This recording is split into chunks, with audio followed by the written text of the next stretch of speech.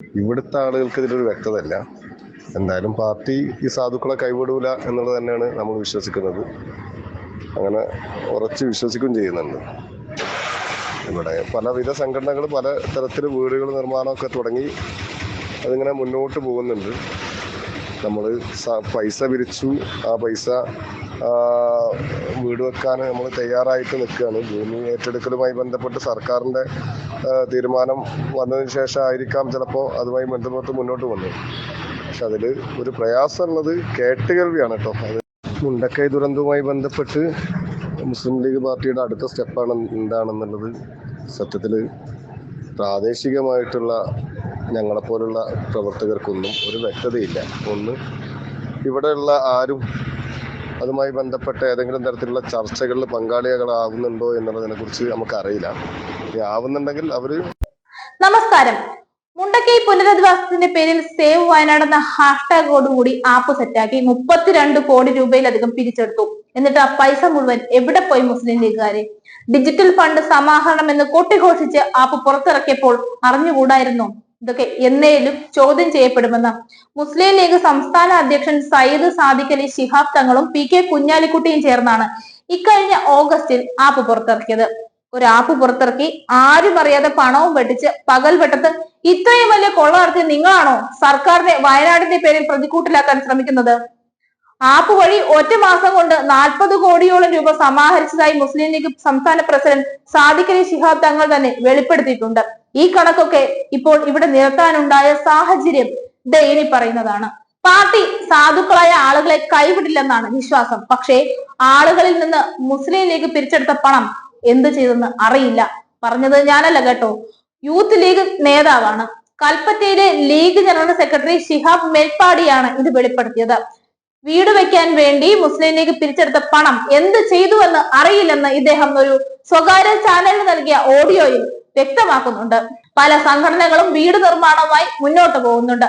അതേസമയം ലീഗ് എന്താണ് ചെയ്യാൻ പോകുന്നതെന്ന് അറിയില്ലെന്നും അദ്ദേഹം ഓഡിയോയിൽ പറയുന്നു. പ്രാദേശിക നേതാക്കൾക്ക് പോലും ഇക്കാര്യത്തിൽ വ്യക്തതയില്ലെന്നും അദ്ദേഹം കൂട്ടിച്ചേർക്കുന്നുണ്ട്. UDFന്റെയും കോൺഗ്രസിന്റെയും പ്രധാന ആരോപണം സംസ്ഥാന സർക്കാർ മുണ്ടക്കൈ ദുരിതത്തിൽ യാതൊന്നും ചെയ്യുന്നില്ല എന്നതാണ്. അവർക്ക് വേണ്ടി കുറെ മാധ്യമങ്ങളും വല്ലാതെ പണിയെടുക്കുന്നുണ്ട്. ദുരിതാശ്വാസ നിധിയിലേക്ക് വരുന്ന പണം കൃത്യമായി ആളുകളിലേക്ക് എത്തുന്നു എന്ന് സംബന്ധിച്ച വാർത്തകൾ അവർ മുക്കുന്നു. അതിനൊപ്പം മുകളിൽ പറഞ്ഞ വാർത്തയും അവർ മുക്കി. സർക്കാരിന് അനുകൂലമായി വരുന്ന വാർത്തകൾ മുക്കിയിട്ട് മാധ്യമങ്ങൾ പറയുന്ന ഇല്ലാക്കഥ മാത്രമാണ് ഇപ്പോൾ ജനങ്ങൾക്ക് അറിയാൻ കഴിയുന്നത്. കേരളത്തിൽ ഇത് ആദ്യമായല്ല മാധ്യമങ്ങൾ ഈ രീതിയിൽ ഇല്ലാക്കഥ മെനയുന്നത്. അത് ആവർത്തിച്ച് പറഞ്ഞാൽ ഈ കള്ളക്കഥയൊക്കെ സത്യമാകുമോ? സർക്കാരിനെതിരെയുള്ള വ്യാജ വാർത്തകളും വ്യാജ പ്രചരണങ്ങളും മാത്രമല്ല, ജനങ്ങൾക്ക് വലിയ തോതിൽ ഉപകാരപ്രദമാകുന്ന മുഖ്യമന്ത്രിയുടെ ദുരിതാശ്വാസ നിധിയെ കുറിച്ചുള്ള യാതൊരു വിവരങ്ങളും ഇവർ പറയുന്നില്ല. തർക്കിക്കാനും ബോധപൂർവമായ ശ്രമങ്ങൾ ഉണ്ടായിട്ടുണ്ട്. അത് പല രൂപത്തിൽ ഇപ്പോഴും തുടരുന്നുണ്ട്.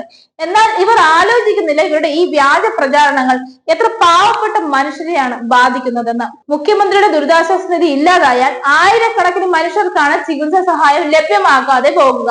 അതോടൊപ്പം വിവിധ ദുരിതങ്ങളും നേരിട്ടവർക്കുള്ള അടിയന്തര സഹായങ്ങളും അതോടെ നിലച്ചു പോകും. ആ കാര്യം സത്യമല്ലേ?